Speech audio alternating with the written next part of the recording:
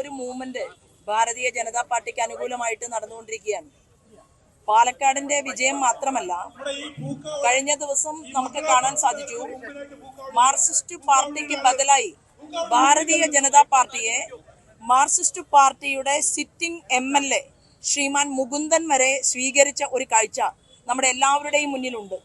ഒരു sitting MLA ശ്രീമാൻ മുകുന്ദൻ ഭാരതീയ ജനതാ പാർട്ടിയിലേക്ക് കടന്നു വന്നു എങ്കിൽ അതിന് തൊട്ടു മുൻപ് നമ്മൾ കണ്ടത് ദേവികുളം MLA ശ്രീ രാജേന്ദ്രനും അതുപോലെ തന്നെ CPIയുടെ ലീഡറായിട്ടുള്ള ശ്രീ അജിത്തും ഉൾപ്പെടെ ഭാരതീയ ജനതാ പാർട്ടിക്കകത്തേക്ക് കടന്നു വന്ന് BJPയുടെ മെമ്പർഷിപ്പ് സ്വീകരിക്കുന്ന ഒരു കാഴ്ചയാണ് കേരള രാഷ്ട്രീയം കണ്ടുകൊണ്ടിരിക്കുന്നത്.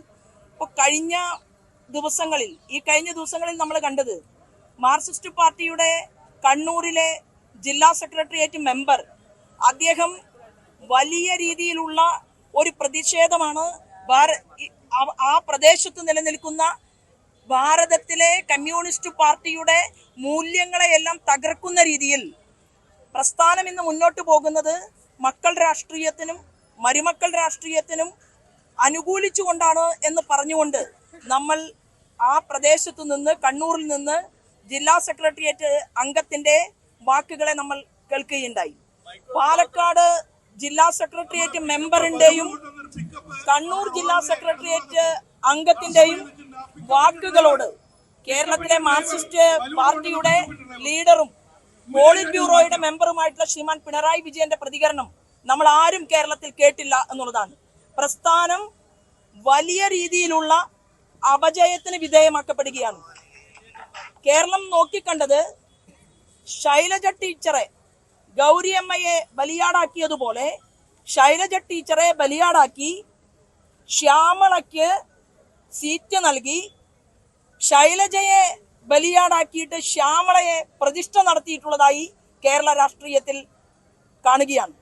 അപ്പം വളരെ വേദനയോടുകൂടി മാർക്സിസ്റ്റ് പാർട്ടിക്കകത്ത് വലിയ പൊട്ടിത്തെറികളും വാഗ്വാദങ്ങളും പുസ്തക പ്രകാശനവും ഒക്കെ നടക്കുമ്പോൾ തീർച്ചയായിട്ടും ഈ പാലക്കാടിലെ പ്രബുദ്ധരായിട്ടുള്ള പ്രസ്ഥാനത്തെ സ്നേഹിക്കുന്ന മാർക്സിസ്റ്റ് പാർട്ടിയിലെ നല്ലവരായിട്ടുള്ള പ്രവർത്തകർ കൂടി ഭാരതീയ ജനതാ പാർട്ടിയുമായിട്ട് ചേർന്ന് നിൽക്കും എന്ന് ഞങ്ങൾ വിശ്വസിക്കുന്നുണ്ട്. ഇവിടെ കോൺഗ്രസിനെ സംബന്ധിച്ച് പറഞ്ഞാൽ പാലക്കാട് നിയോജക മണ്ഡലത്തിൽ നിന്ന് കഴിഞ്ഞ 15 വർഷത്തേക്ക് ഇവിടുത്തെ ജനത തെരഞ്ഞെടുത്തത് വിജയിപ്പിച്ചത് കോൺഗ്രസിന്റെ MLA ആണ്. 13 വർഷം ആ MLAയുടെ പ്രവർത്തനം പാലക്കാട് നിയോജക മണ്ഡലത്തിൽ എന്തായിരുന്നു എന്നതിനെ കുറിച്ച് ഞങ്ങൾ ഈ തെരഞ്ഞെടുപ്പിൽ ചർച്ച ചെയ്യും എന്നുള്ള കാര്യത്തിൽ തർക്കമില്ല. അതിനെ തുടർന്ന് മറ്റൊരു MLA ഉണ്ടായി. പാലക്കാടിന്റെ മനുഷ്യരുടെ മനസ്സിന് വേദന നൽകിക്കൊണ്ടാണ് അദ്ദേഹത്തിന്റെ പ്രവർത്തനങ്ങളും മുന്നോട്ട് പോയത് എന്നുള്ളത് നമ്മൾ എല്ലാവരും നോക്കിക്കണ്ടിരിക്കുകയാണ്. ഞങ്ങൾ പാലക്കാടിൽ ചർച്ച ചെയ്യാൻ ആഗ്രഹിക്കുന്നത് പാലക്കാടിലെ കർഷകരുടെ വിഷയങ്ങളാണ്, ഇവിടത്തെ വിദ്യാഭ്യാസ മുന്നേറ്റത്തിന് വേണ്ടിയിട്ടുള്ള കാര്യങ്ങളാണ്, സമഗ്രമായിട്ടുള്ള പുരോഗതി നാനാ തുറകളിലും എത്തിക്കേണ്ടതിനെ കുറിച്ചാണ്. കേന്ദ്ര ഭരണകൂടത്തിന് നേതൃത്വം നൽകിക്കൊണ്ട് ശ്രീമാൻ നരേന്ദ്രമോദി കഴിഞ്ഞ ദിവസം കേരളത്തിൽ വന്നപ്പോൾ അദ്ദേഹം പറഞ്ഞത് മോദിയാണ് ഗ്യാരണ്ടി എന്നാണ്.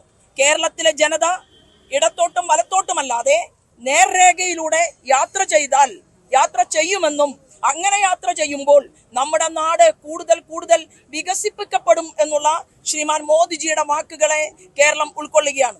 ഇവിടത്തെ ചെറുപ്പക്കാരികളെ പോലെ സ്കിൽ ഉള്ള കുട്ടികൾ ലോകരാജ്യങ്ങളിൽ പോയി തൊഴിലെടുക്കുകയും സംസ്ഥാനത്തിന് പുറത്തു പോയി കഠിന പ്രയത്നം ചെയ്തുകൊണ്ട് മുന്നോട്ട് പോവുകയും ചെയ്യുമ്പോൾ നമ്മുടെ ഈ പാലക്കാടിന്റെ അതിർത്തി കടന്നാൽ നമുക്ക് കാണാൻ സാധിക്കും തമിഴ്നാട്ടിൽ വ്യാവസായികമായിട്ടുള്ള മുന്നേറ്റം നടക്കുന്നു. കർണാടകയിലേക്ക് പോയാൽ മംഗലാപുരം കഴിഞ്ഞാൽ നമ്മുടെ കാസർഗോഡ് കഴിഞ്ഞാൽ മംഗലാപുരത്ത് എത്തുമ്പോൾ അവിടെയും വ്യവസായ മുന്നേറ്റം നടക്കുന്നു. ദേശീയ തലത്തിൽ നിന്ന് കേന്ദ്രത്തിന്റെ നയങ്ങളുടെ ചുവട് പറ്റിക്കൊണ്ട് ധാരാളം കോടികൾ ഓരോ വലിയ കമ്പനികളും എയ്ഡുകളും നേടിയെടുത്തുകൊണ്ട് അവർ ഇലക്ട്രോണിക്സ് മേഖലയിൽ, ചിപ്സിന്റെ മേഖലയിൽ, അതുപോലെ തന്നെ വലിയ എവിടെയൊക്കെയാണോ ലോകം ഇന്ന് AI ചർച്ച ചെയ്യുന്നത് അതിന്റെ എല്ലാ മേഖലകളിൽ വലിയ മുന്നേറ്റം നടത്തുന്ന സംസ്ഥാനങ്ങളെ നമ്മൾ കാണുകയാണ്. ഇതിലൊന്നിലും ഭാഗവെക്കാതെ നമ്മുടെ നാടിന്റെ റവന്യൂ എന്ന് പറയുന്നത് കേരളത്തിൽ ഇന്ന് നമുക്ക് കാണാൻ സാധിക്കുന്നത് എവിടെ നിന്നാണ്? പാവപ്പെട്ട മദ്യം കഴിക്കുന്ന സാധാരണക്കാരായിട്ടുള്ള മനുഷ്യരുടെ പോക്കറ്റ് ഊറ്റിയെടുത്തുകൊണ്ട് റവന്യൂ ഉണ്ടാക്കുകയും നോൺ ടാക്സ് റവന്യൂ എന്ന് പറയുന്നത് എന്താണ്? ലോട്ടറി വിറ്റുകൊണ്ടുള്ള വരുമാന മാർഗം മാത്രമായിട്ട് നമ്മുടെ നാട്ടിൽ മാറുമ്പോൾ ഇവിടുത്തെ കാർഷിക മേഖല തകരുന്നു. ഇവിടുത്തെ വിദ്യാഭ്യാസ മേഖലയ്ക്ക് പഴയ പോലെ മുന്നേറാൻ സാധിക്കുന്നില്ല.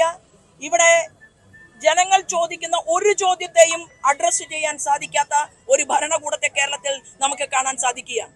ഈ പാലക്കാട് നിലവിലെ എംഎൽഎക്കെതിരെ ഒരുപാട് പരാതികൾ, ആരോപണങ്ങളെല്ലാം ഉയർന്നിരുന്നു. പക്ഷെ അതൊന്നും തങ്ങൾക്ക് ഒരു രീതിയിലുള്ള ബുദ്ധിമുട്ട് ഉണ്ടാക്കില്ല എന്നൊരു പ്രതീക്ഷയിലാണ് UDF മുന്നോട്ട് പോകുന്നത്. ഈ പാലക്കാടിലെ ജനങ്ങൾ വിശദമായി ചർച്ച ചെയ്യാൻ പോകുന്നത് ഇവിടെ നിന്ന് MLA-മാരുണ്ടായി, മാർക്സിസ്റ്റ് പാർട്ടിക്കും MLA-മാരുണ്ടായി, കോൺഗ്രസിനും MLA-മാരുണ്ടായി, ഇവിടെ നിന്ന് മന്ത്രിമാരുണ്ടായി, DYFIയിൽ നിന്ന് വളർന്നു വന്ന ആളുകൾ മന്ത്രിസ്ഥാനത്തിരുന്നു, പാർലമെന്റേറിയന്മാരുണ്ടായി. അങ്ങനെയുള്ള പാലക്കാടിലെ മാത്തൂരിലും കണ്ണാടിയിലും പിരായിരിയിലും നമ്മുടെ പാലക്കാടിലും എന്ത് വികസനമാണ് രണ്ട് മുന്നണികളും ചേർന്ന് കൊണ്ടുവന്നിട്ടുള്ളത് എന്ന ചോദ്യം ഞങ്ങൾ ചർച്ച ചെയ്യും എന്നുള്ളതാണ് ഞാൻ സൂചിപ്പിച്ചത്.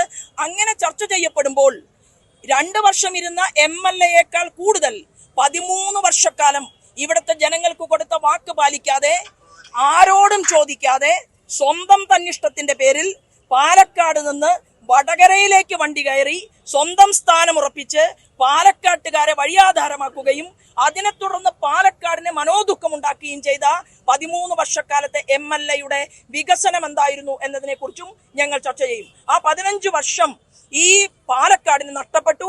ആ നഷ്ടപ്പെട്ടത് കേരളത്തിന് വീണ്ടെടുക്കണം എന്നുള്ളതായിരിക്കും ഞങ്ങൾ ഇവിടുത്തെ അമ്മമാരുടെയും സഹോദരന്മാരുടെയും മുന്നിൽ വെക്കാൻ പോകുന്ന ഒരു പ്രധാനപ്പെട്ട കാര്യം എന്ന് പറയുന്നത്. വരുന്ന വാർത്ത വെച്ച് നോക്കുകയാണെങ്കിൽ CPM-ന്റെ സ്ഥാനാർത്ഥി ഒരു പൊതു സ്വതന്ത്രനായിരിക്കും.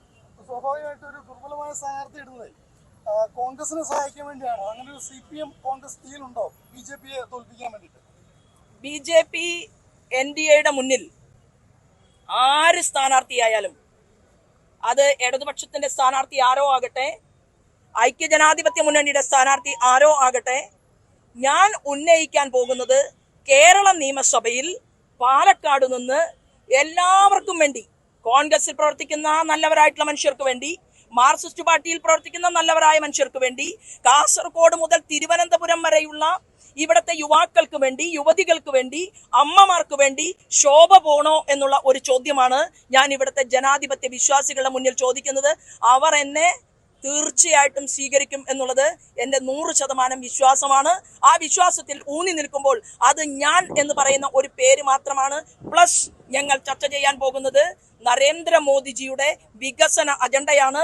ഈ പാലക്കാടിനെ നമ്മൾ വികസനത്താൽ പൂവണിയിക്കും. വലിയൊരു കോറിഡോർ പാലക്കാട് വരികയാണ്. ആ കോറിഡോറിന്റെ ആനുകൂല്യം പാലക്കാട് നിയോജക മണ്ഡലത്തിന് വലിയ രീതിയിൽ കിട്ടണം എന്നുള്ളതാണ്. അതെല്ലാം തന്നെ ഞങ്ങൾ ജനങ്ങളുമായിട്ട് ചർച്ച ചെയ്തുകൊണ്ട് ഞാൻ എപ്പോഴും പറയാറുണ്ട്, ഒരു ജനസഭയായിരിക്കും പാലക്കാടിന്റെ MLA-ആയി നിങ്ങൾ എല്ലാവരും അറിയുന്ന ശോഭ നിയമസഭയ്ക്കകത്ത് പോയാൽ എന്റെ വാക്കുകളായിരിക്കില്ല.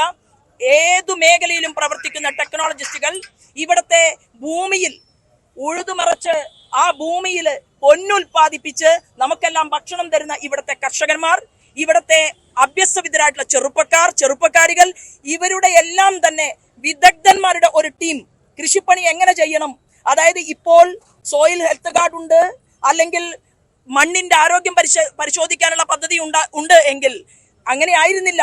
ഒരു പിടി മണ്ണെടുത്ത് നെഞ്ചോട് ചേർത്ത് പിടിച്ചാൽ ആ മണ്ണിന്റെ വിലയറിയാവുന്ന കർഷകരുടെ ഇടയിൽ ഇരുന്നു കൊണ്ടുള്ള ചർച്ചകൾ വരെ നടത്തിക്കൊണ്ടായിരിക്കും ഞങ്ങൾ ഒരു വികസന രേഖ ഇവിടെ അവതരിപ്പിക്കുന്നത്. ഞങ്ങൾക്ക് അതിനനുസൃതമായിട്ടുള്ള വികസന രേഖയുണ്ടാകും. പാലക്കാടിന്റെ ആരോഗ്യം ഞങ്ങൾ ചർച്ച ചെയ്യും. ഇത്ര കണ്ട് ആരോഗ്യ മേഖല തകർന്നു പോയിട്ടുള്ള ഒരു പ്രദേശമാണ് പാലക്കാട്. തീർച്ചയായിട്ടും ഞങ്ങൾ ആരോഗ്യ മേഖലയ്ക്ക് വേണ്ടി വ്യക്തമായിട്ടുള്ള ഒരു മാനിഫെസ്റ്റോ ഞങ്ങൾ ഇറക്കും. യുവാക്കൾക്കും യുവതികൾക്കും വേണ്ടിയിട്ടുള്ള ഒരു മാനിഫെസ്റ്റോ ഉണ്ടായിരിക്കും. ഞങ്ങൾക്ക് കർഷകരുടെ വിഷയങ്ങൾ അത് ഈ ഹൃദയത്തിൽ സ്വീകരിച്ചുകൊണ്ടായിരിക്കും ഞങ്ങൾ പാലക്കാട് മുന്നോട്ട് പോകുക. തദ്ദേശ തെരഞ്ഞെടുപ്പിലെയും പാലക്കാട് ഉപതെരഞ്ഞെടുപ്പിലെയും BJP-യുടെ കണക്കുകൾ അത് വലിയ രീതിയിൽ ആശ്വാസകരമായിട്ടുള്ള കണക്കുകളല്ല. അത് പഠിച്ച് പരിശോധിച്ച് മുന്നോട്ട് പോകാനുള്ള ഒരു സമയമില്ല. എങ്ങനെയാണ് അത് മറികടക്കാൻ?